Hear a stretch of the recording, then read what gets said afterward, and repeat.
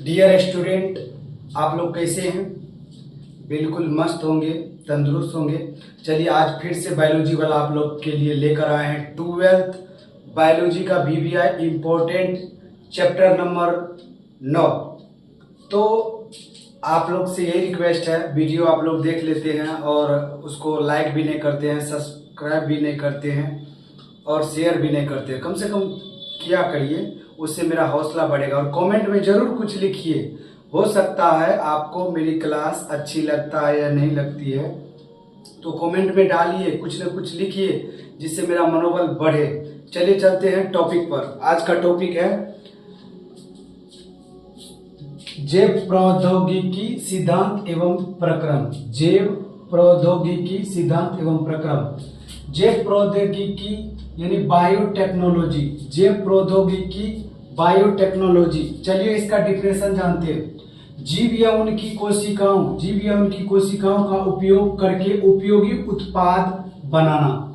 मतलब जैव प्रौद्योगिकी यानी बायोटेक्नोलॉजी के अंतर्गत जीवों या उनकी कोशिकाओं मतलब सेल के बहुत सारे उपयोगों करके उपयोगी उत्पाद बनाना।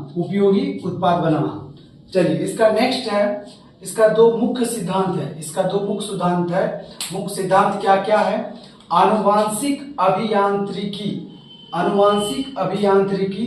जेनेटिक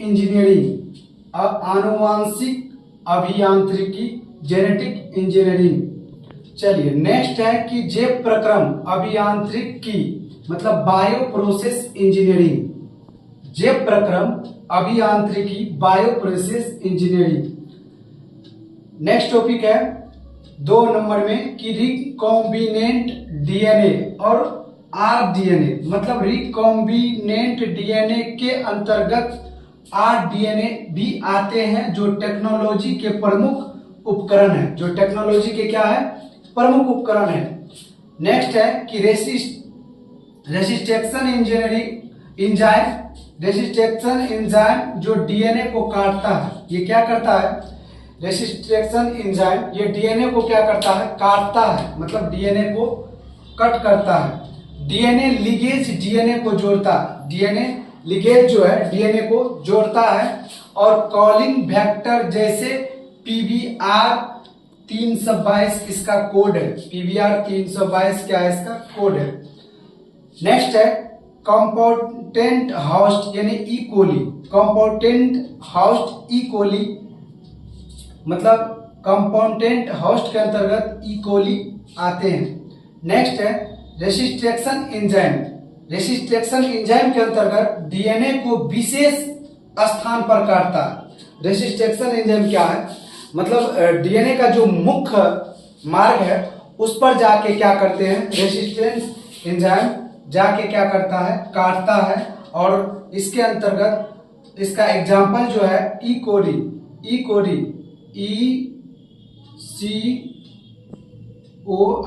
कोली। और नेक्स्ट टॉपिक है PCR मतलब पॉलीमरेज। PCR क्या है? PCR polymerase chain reaction. मतलब PCR का आप लोग नाम सुने होंगे। तो PCR है क्या? PCR है कि पॉलीमरेज चेन जो है रिएक्शन है, जो डीएनए के लाखों प्रतियां बनाने की तकनीक का चरण है। मतलब PCR जो है डीएनए का लाखों प्रतियां मतलब 2 कॉपी बनाने का एक क्या है? जरिया है, चेन है। डेंटुरेशन और एनीहेलिंग एक्सटेंशन। मतलब इसके फर्स्ट चरण में आता है डेंटुरेशन और एनीहेलिंग और एक्सटेंशन। और नेक्स्ट है क्या? नेक्स्ट टॉपिक है जेल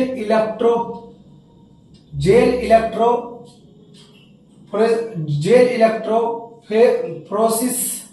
मतलब जेल इलेक्ट्रोफोरेसिस के अंतर्गत जो है क्या आते हैं? जेल इलेक्ट्रोफोरेसिस के अंतर्गत डीएनए खंडों को अलग अलग करने का तकनीक। मतलब जो डीएनए है उसको अलग अलग, जो उसका टेक्नोलॉजी और के अंतर्गत जो है उसका प्रक्रम को अलग अलग करने का एक क्या है? नई तकनीक है। मतलब जेल इलेक्ट्रोफोरेसिस के अंतर्गत नेक्स्ट टॉपिक है छोटे डीएनए का खंड अधिक तेजी से आगे बढ़ते हैं, मतलब छोटे डीएनए का। और कहावत भी सुने होंगे कि जो छोटे होते हैं वो बहुत खतरनाक होते हैं। तो उसी प्रकार से यह कहावत के साथ साथ डीएनए का भी छोटा खंड जो है वो काम भी करने लगे हैं। डीएनए का छोटा खंड जो है, मतलब डीएनए का छोटा टुकड़ा जो है वो अधिक तेजी से क्या करते हैं, आगे बढ़ते हैं। बायोरिएक्टर जो है ये बड़े पैमाने पर, नेक्स्ट टॉपिक है बायोरिएक्टर। बायोरिएक्टर बड़े पैमानों पर उपयोगी उत्पाद बनाने का उपकरण है, बड़े पैमाने पर उपयोगी उत्पाद बनाने का उपकरण है। नेक्स्ट टॉपिक है डाउनस्ट्रीम प्रोसेसिंग। इसके अंतर्गत अंतिम उत्पाद का शुद्धिकरण, मतलब डाउनस्ट्रीम के अंतर्गत क्या आता है, जो डीएनए का अंतिम प्रोसेस है उस प्रोसेस को एक प्यूरिफाई कर एक सेटिस्फाई कर उसका प्यूरीकरण करके शुद्धिकरण, मतलब शुद्धिकरण किया जाता है, जिसको अंतिम उत्पाद का शुद्धिकरण या प्यूरिफिकेशन कहते हैं।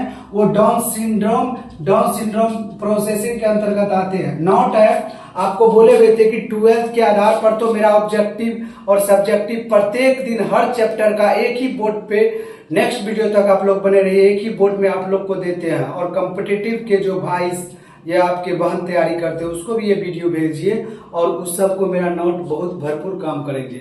और क्लास ज़्यादा मतलब समय का नहीं रहता, 10 से 12-15 मिनट का वीडियो पूरे, मतलब एक चैप्टर का 10 से 15 मिनट में आपको हम मतलब मेन टॉपिक को बताते हैं। तो आप लोग पढ़िए, एक बार जरूर देखिए एग्जाम व्यू से।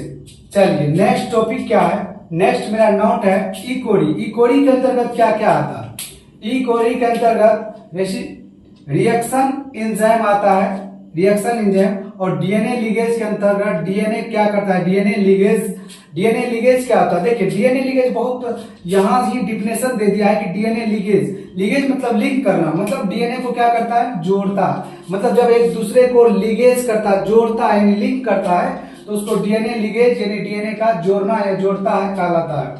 पीसीआर क्या, पीसीआर डीएनए की प्रतियां है जो बनाता है। पीसीआर के अंतर्गत डीएनए अपने जैसे एग्जैक्ट कॉपी को क्या करता है, बनाता है, और वो लाखों करोड़ों के तादाद में बनाते हैं। और नेक्स्ट टॉपिक है पीबीआर 322। ये कॉलिंग वेक्टर है, ये कॉलिंग वेक्टर है। मतलब क्या होता है कि जब हमारे बॉडी में कहीं पर कटिंग होता है तो ब्रेन को तुरंत इंफॉर्मेशन होता है, कॉलिंग होता है कि यहाँ पर क्या हुआ है, कटिंग हुआ। और ब्रेन जो है तुरंत सेंसिटिव होके वो सेल्स को क्या करते हैं, तुरंत से फोर्स करते हैं और एक दूसरे को मतलब क्रिएट, मतलब क्या करते हैं, एक दूसरे को मतलब इंफॉर्मेशन पहुंचाने का काम करता है। उसी प्रकार से पीबीआर 322 जो है कॉलिंग वेक्टर है, वो डीएनए के अंतर्गत ही काम करते हैं। ई कोली क्या है, जो होस्ट सेल है, ई कोली के अंतर्गत क्या आता है, होस्ट सेल है। आज के लिए हम बोले हुए थे कि जो बोर्ड पे आपको एक ही वीडियो में नहीं मिलेगा मेरा सब्जेक्टिव प्रत्येक रोज, वो मेरे लिंक में दिया रहेगा। तो आज आपको फिर से 5 से 6 टॉपिक सब्जेक्टिव जो बिहार बोर्ड के आगामी 2027 को देखते हुए 80+ लाने का जो मेरा दावा रहता है, वो आपको इस सब्जेक्टिव को पढ़ने से, याद करने से और होगा, वैसे तो नहीं होगा। मतलब जब तक आप इसको पढ़िएगा नहीं, वीडियो देखिएगा नहीं, बार बार नहीं देखिएगा, लिखिएगा नहीं, तो फिर 80% आने का नहीं संभावना है, फिर ख्वाब भी नहीं देखिएगा। चलिए नेक्स्ट क्वेश्चन एक बार पढ़ते हैं जो सब्जेक्टिव है। जैव प्रौद्योगिकी की परिभाषा लिखिए, ये फर्स्ट टॉपिक है सब्जेक्टिव। इस टाइप से क्वेश्चन आएंगे। Reaction enzyme, rest reaction enzyme जो है, ये एंजाइम क्या है और इसका उदाहरण दीजिए। और पीसीआर क्या है, इसके चरण लिखिए। कॉलिंग वेक्टर क्या है, डीएनए लिगेज का कार्य लिखिए। जेल इलेक्ट्रोफोरेज क्या है। चलिए नेक्स्ट फिर से पढ़ते हैं। जैव प्रौद्योगिकी की परिभाषा लिखिए। Rest reaction